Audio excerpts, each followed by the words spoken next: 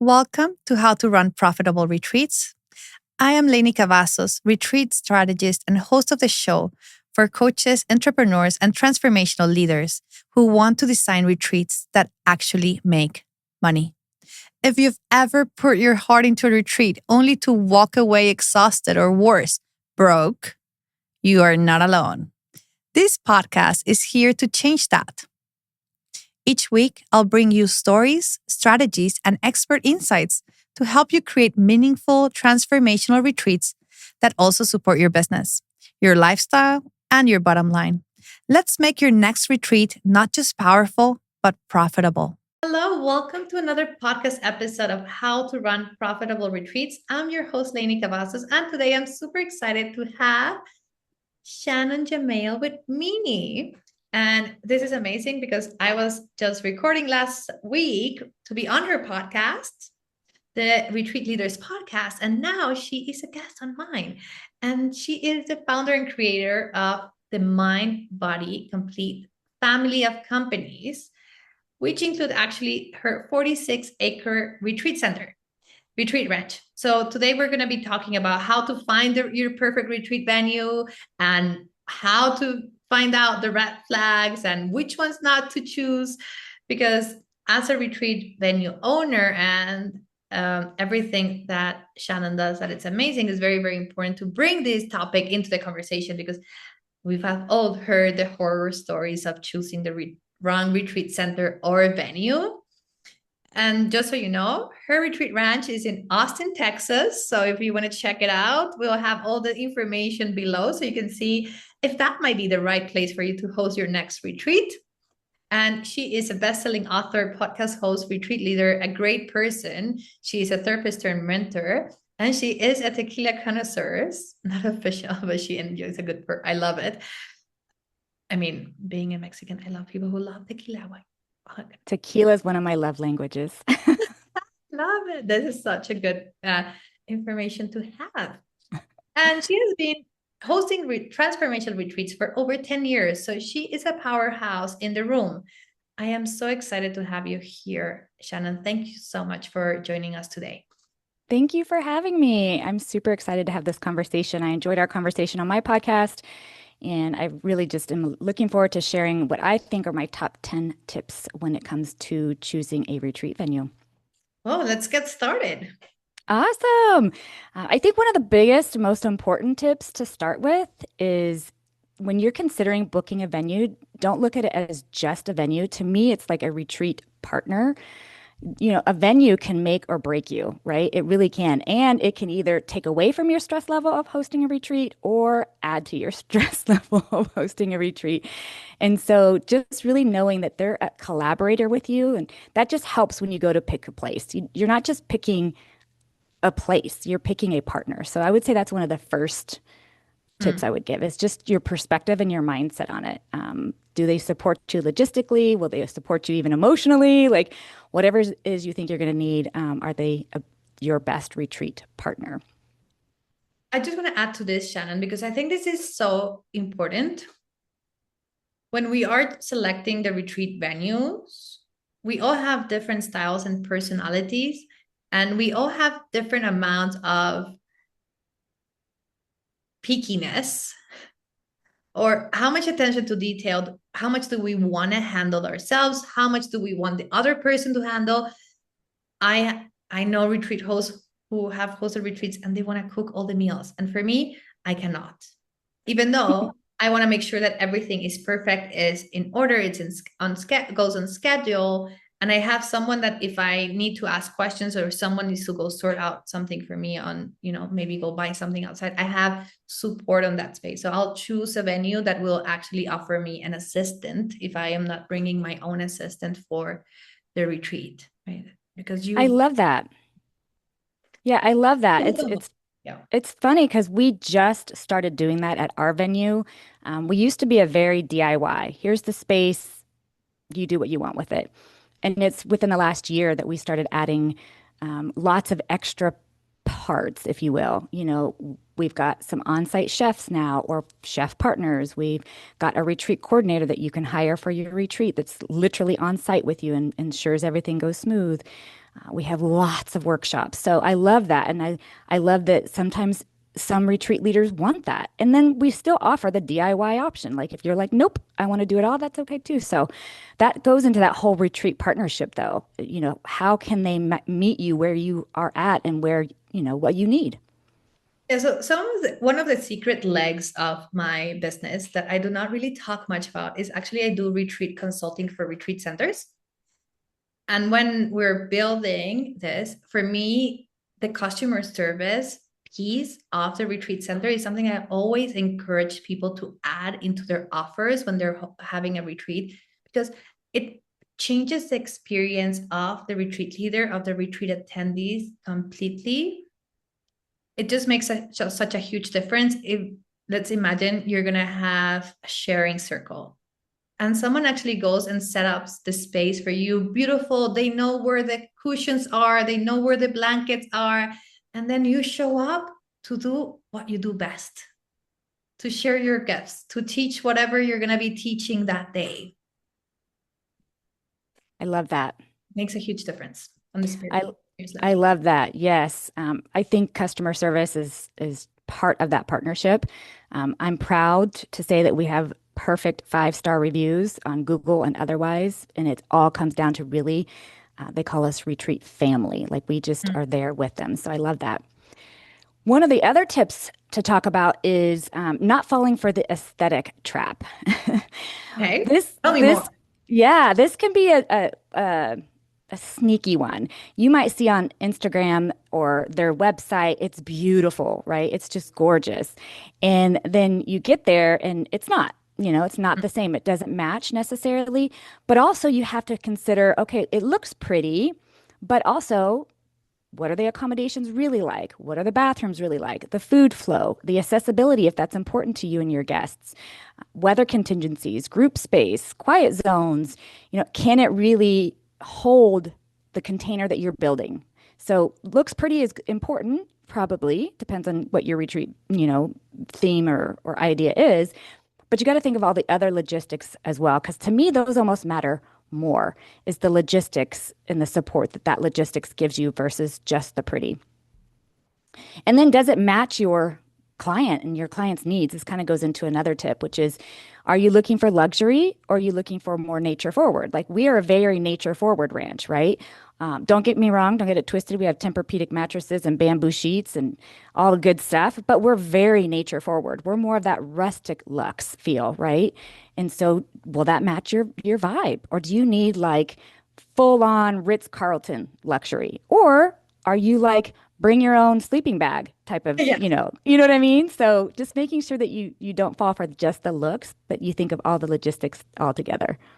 Yeah, I would say a tip for all of you who are listening. What I usually do when I'm choosing a retreat center, even though a lot of the retreats I host, I actually host them in hotels or houses because of the type of retreats that I host. It's luxury, high end. So many times I will not choose a retreat center for myself, also because my retreats are usually smaller. Some of the retreat centers will want you to have 25 people. That's not the way I like to run my business. Nothing wrong against those who do it differently. But I will have a call, either the house, the hotel, the retreat venue, it doesn't really matter. And I'll ask them to actually do a Zoom call with me and take me in a tour of the property. So not every time I can go and fly and check out the property. So I'll have a virtual tour of the current state of the property. So I can really Yeah. see how it looks. Yes. That's definitely one of my tips is to tour the property. I always say if you can, in person, if at all possible. Like I'm planning a retreat in France for 2027, so I'm going out in May. I'm actually going out twice. I'm going out in October and then I'm going out in May of next year to tour the properties that I'm interested in. I'm just a big believer that you have to feel the space, see the space. They can tell you, how many times have you seen this where they tell you the bedroom layout, the bathroom layout? You're selling a spot based on that layout. You get there and oh my gosh, they actually share part of the bathroom with somebody else and you didn't know that or gosh, that's got a funky entrance. That bedroom is can Or be the entered from smell. Yeah, they smell, or the kitchen is not at all what it looked, anyway, you get the idea. And so absolutely tour in person if possible. Next best thing is obviously a Zoom or some sort of FaceTime or whatever it is so that you can physically walk through the property with somebody on site. I absolutely love that. That's so important, which kind of follows into my next tip, which is don't use Airbnb or VRBO or any of those types of booking platforms. This is a big pitfall, and I see it recommended in Facebook groups all the time, and it drives me insane. They almost everyone on there, it's not set up legally or logistically for business events. That's important. That's very important when it comes to your legal responsibility, your liabilities. Um, Also, they can cancel at any time, and you're scrambling. It affects your insurance coverage and theirs. You might not have the staff that you need unless you bring it, which that's fine. Limited amenities. I just have seen it so many times where people use that and they get burned. They get it canceled at the last minute. They show up and they double booked it. I mean, there's just so many different things that I've seen that's happened when you do that. You really need to look for retreat ready properties or properties that are in a way that you can work with them directly. Like you mentioned, you're going to rent a house, a private house from somebody, but you're working with the owner directly or the property manager that's on site directly. And that's totally great. Just don't use those third party sites. Book it online and think you're just going to show up to those spaces. You might think it's okay, but I can tell you, I've seen it and I've heard it time and time again that you show up, it's not the way you wanted, it was double booked, they cancel on you last minute, you're not legally covered. I mean, there's just so many reasons why you just don't go there. Yeah, every time I book a house, I do it directly with the owners, and we have a ironclad contract. And they're usually properties that are used Another one. for events. Yeah. I think we fro. Shannon, did we lose you? Oh,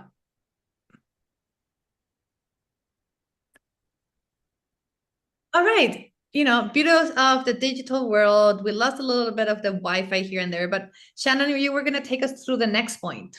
Yes, the next point. Next point is asking about that on-site support. Lenny, you already brought this up. It's like if you don't have your own team and having a team is important to you, what kind of on-site support do they have? And here's the big thing, even if it's not like the assistant or chef or anything like that, maybe you're not specifically looking for that, but you might not want to think, or you might want to think about what about 24-hour support when something goes wrong? And this is where also Airbnb and VRBOs cannot help you. If a toilet busts in the middle of the night, if I don't know, somebody throws a rock through your window, who knows? Anything can happen in the middle of the night or on some odd hour. And what's your game plan there? What kind of game plan do they have? Like here at Retreat Ranch, we've got 24-hour support because we have staff that lives on site on the property. So there's always someone here for emergencies or troubleshooting or whatever. And so just knowing what that on-site support is and having your backup plans in place, that's super important when you are picking a venue. That's just such an important point, Shannon. When we're hosting retreats, the majority of the people hosting retreats out there have not have like a big background experience on event planning. So you do not go through the 200 checklist to figure out that everything that you need is happening. So these points are so important for everyone to start bringing these openness to the reality that hosting a retreat includes everything that you would have to have when you're hosting a day event, plus all the things that happen overnight. Yes, all of that. That is so, so true. You're right. Most people that are starting their journey in retreat hosting, or even if they're already in it, maybe you've had a couple of like no issue experiences. And so you'll be super surprised if you do run into an issue if you're not prepared for it. So I think just being prepared for it is really important, which goes into my next point, and that's understanding what's included and what's not included at the retreat venue or the space that you're using. Get really clear on the beds versus guest capacity because that's could be different, right? So, what's the bed layout? What's the actual guest capacity? Understanding what you talked about, Lenny, as far as catering options or kitchen setup or how all of that works. AV equipment, if it's needed, private versus shared bathrooms. This, believe it or not, y'all, this is important stuff. People really, really get wrapped up in the bathrooms sometimes. Do they have the supplies you need? Yoga mats, tables, clipboards. That sounds funny, by the way, but I was hosting a retreat in Tulum and I knew everybody was going to need a clipboard. And I was so grateful that I was able to just talk to the retreat venue and they were like, we'll get them for you, no problem. So I didn't have to fly with a bunch of clipboards. So just making sure that they have it or can they get it for you, right? What are the cleanup expectations? This is a really big one. If it's a full staff, full service retreat venue, it's usually very minor on your part. If it's something like mine where it's in between, there might be some expectation that you put things back where they were or um, throw the towels in a certain spot or whatever may be the case. Or is it a full rental where you're responsible for like putting the whole damn thing back together and cleaning up? Like you just want to know what your cleanup expectations are so that is super clear for you and your team. And then also check for every single hidden fee or any lack of clarity around fees, because that can destroy your profit margins. So clearly identify in your contracts with these venues, which, by the way, make sure you have a contract with a venue and you put money down to legally enforce that contract, because no money down means it's not legally enforced. And so get those contracts, but just making sure that it's clearly outlined any possible extra fee. For instance, at our ranch, we offer cold plunging, right? We have the facility for it. We have the actual cold plunge tubs. We will prep them, we'll get them ready, but you have to purchase the ice. We have it on site to purchase, but that's an extra fee. And so knowing that there's an extra fee for all of that ice is important. And so just very clearly looking or asking about anything that doesn't have clarity or those hidden fees. Yeah, and I want to add here because like I mentioned, when I've done retreat consulting for retreat venues, sometimes the retreat venue will have a very, very specific, quote, and the way it works, and the amount of rooms, and the amount of beds, everything is explained there.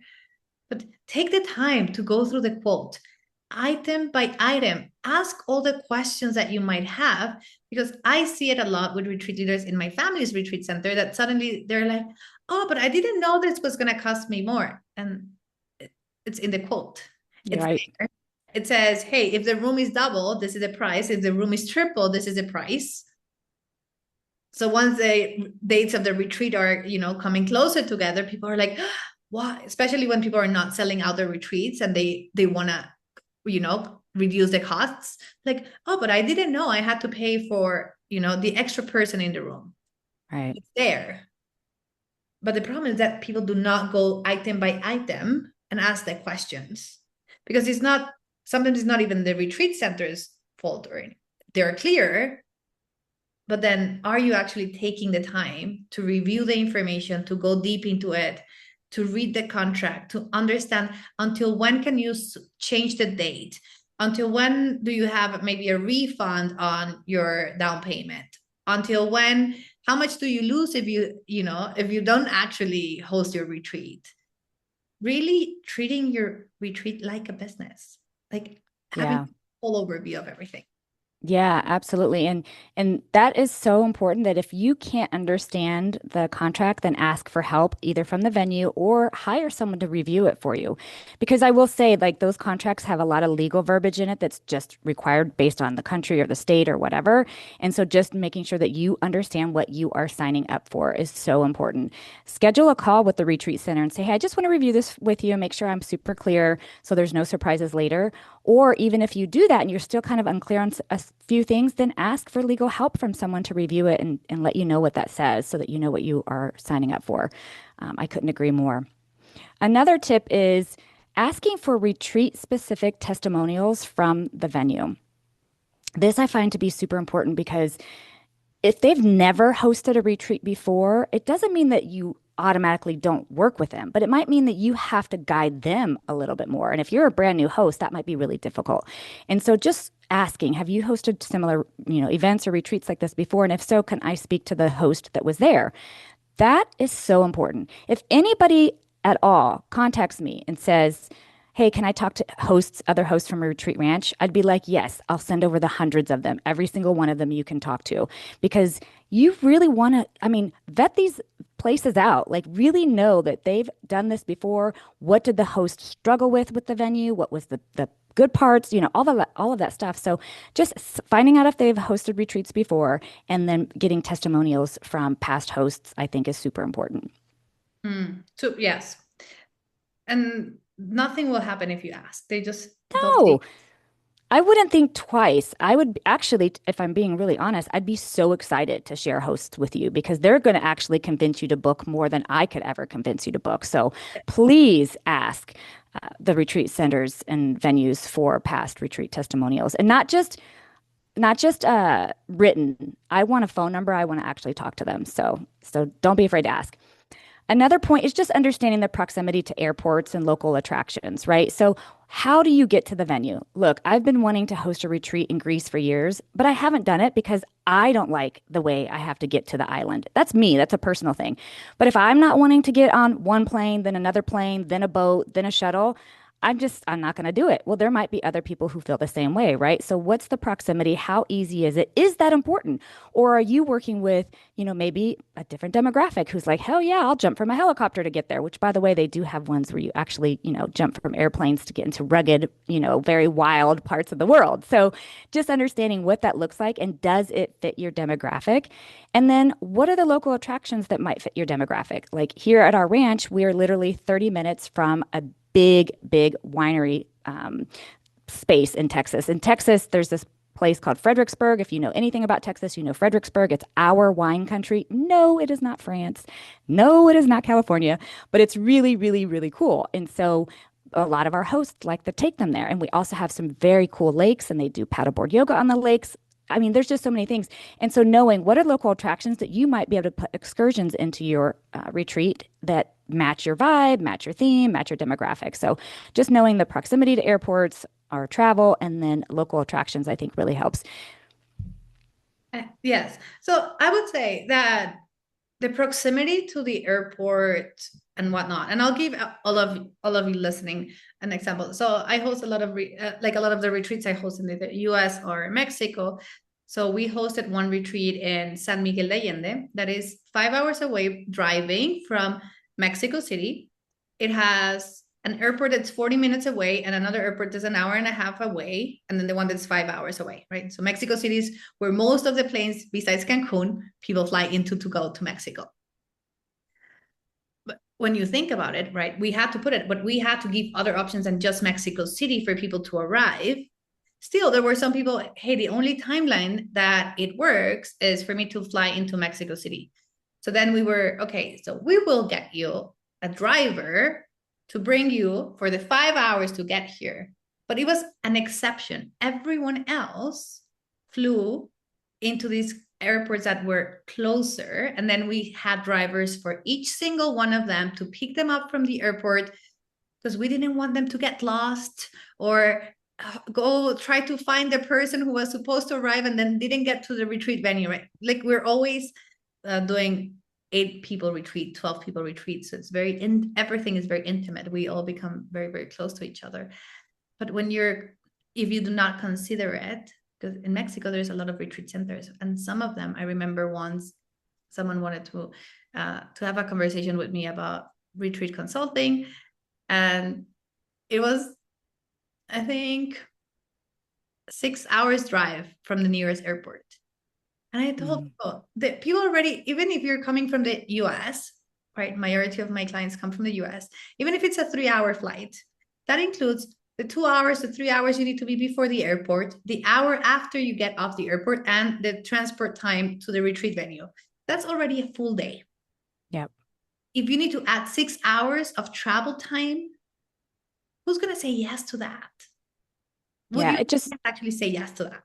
it's an added barrier for sure. There may be a demographic out there for it, but if that's not your exact demographic, that's an extra barrier for sure. My Tulum retreat is another good example of that. Like in Tulum, they now actually have a Tulum airport that's fairly recent. It's just opened in the last few years. Before that, you would fly into Cancun and then you would go to Tulum, right? And then they added the extra airport. And so I love you mentioned give them options. Same thing for my retreat venue here. You can fly into Austin or you can fly into San Antonio. And so just giving them the options and letting them know where to go with that is important. I will say also you need to know your laws for the country and the state. This is just a side thing because when you start including any kind of transportation or travel that falls under the seller of travel laws, and so you just have to be careful with that. Like my Tulum retreat, they book everything with the resort, so that way it falls under their laws and not me, but I provide all the details. And so just it's just one more thing, just knowing the details of what's legal and what's not legal when it comes to providing those things. And then the very last tip I have is just making sure that the venue vibe matches your brand. I kind of mentioned it earlier, but if you're very rustic, if you're very natural, if you're very luxury, if you are badass and bold, maybe it's high vibe city feel, like just making sure it matches your brand and matches who you are targeting. If you are targeting high end champagne, which listen, I'm a champagne, that's my second love language, champagne drinking, Louis Vuitton, not messing with anything other than like a Ritz-Carlton feel, then my venue wouldn't be right for them, right? If you are looking for super, super rustic, full on self camping, you want to just be completely one with nature, I'm still not the venue for you, right? So just kind of finding like what matches your vibe, what matches your brand, and this is the most important, your ideal client, what are they looking for? The person that you're speaking to, that you are serving, that you are selling to, that you are working with, what is it that they prefer? You need to know your ideal client and what they like. So I would say that's the last thing. There's Wow. lots of other little things in there too, but that's the last big point We could talk about hours about how to choose retreat venues. for But, sure. and I mean, when we're really, if for everyone's listening, when you're really thinking about choosing your retreat venue, take all these 10 tips into consideration. Make sure you know what you're signing. Make sure it is aligned with your clients. It fits your budget, that you are actually running your retreat for profit. So measure your break even. What is your break even point? I had a conversation with someone the other day. They were like, hey, I want to hire you for one-on-one coaching. At the end, it did not work out. But we had a conversation with like, how many people do you need in order to actually break even? And they told me 21 people. I wanted to cry.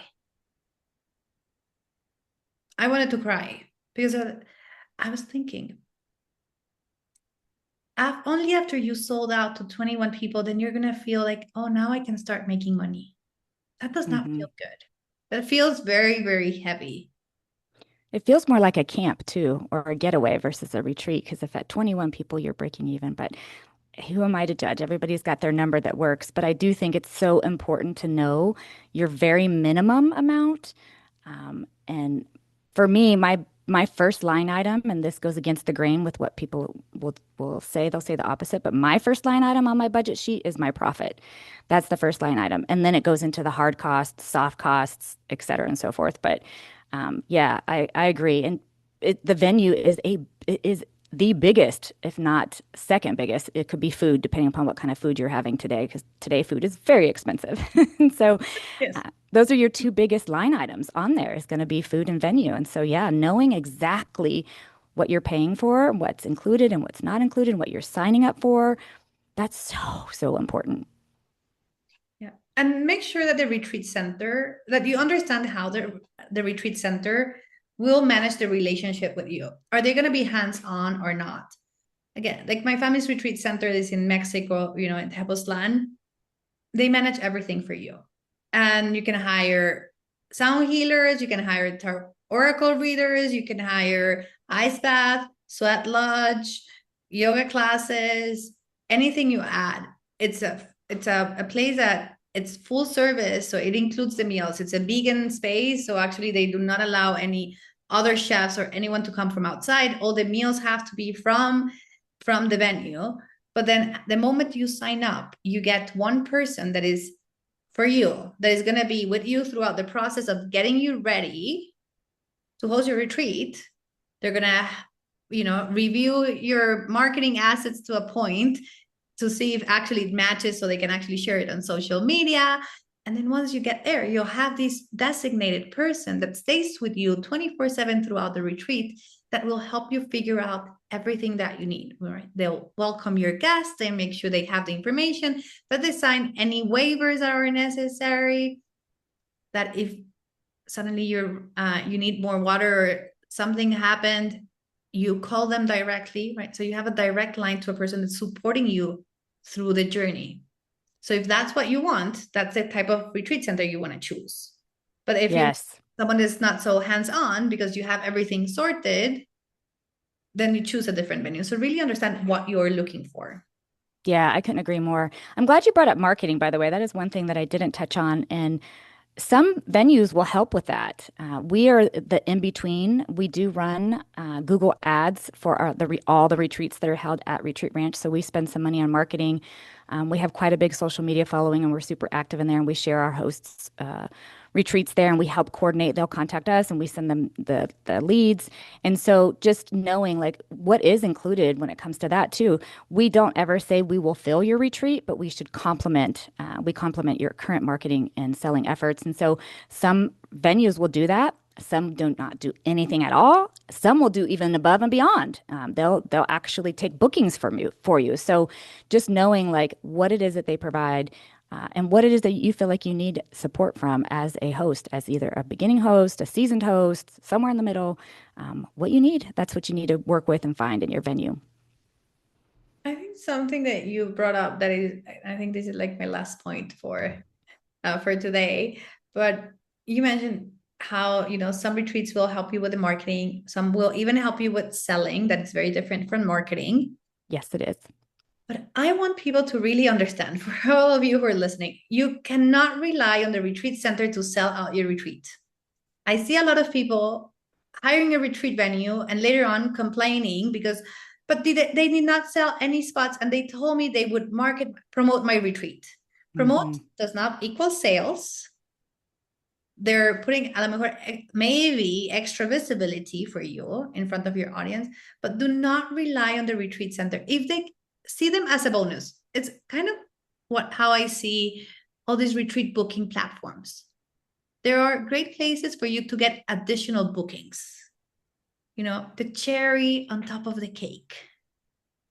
But do not expect someone else to sell your retreat. It's not going to work. I agree. And plus, that's a skill to develop, especially if you are going to continue to build your retreat business. You can't rely on someone else to fill your retreats. You have to learn those skills yourself. And it's a marketing plan and a sales plan, and they are completely different. They talk to each other, but they are completely different. And you have to develop those skills. And so, yeah, you can't rely on venues, even if the venue does provide marketing, or even if they provide some true selling, you cannot rely on that. So I couldn't agree with you more. Well, Shannon, thank you so much for being here. And if people want to come to your retreat center, how do they find you? You can find everything about what I do, workshops, the venue, anything like that from mindbodycomplete.com. Perfect. I mean, I can't wait to see who here who's listening to this podcast goes and has a conversation with Shannon and see if her rustic chic venue is the right place for you to host your next retreat. And honestly, Yeah. she's also a powerhouse teaching people how to run retreats. So please contact her and have a chat. Thanks, Lenny. This was awesome. Well, thank you everyone for listening, and we'll see you next week with another episode of How to Run Profitable Retreats. Don't forget to think about your business and how to grow it and expand it in the future because you do not want to go back to your 9 to 5 job. Right. Bye, everyone.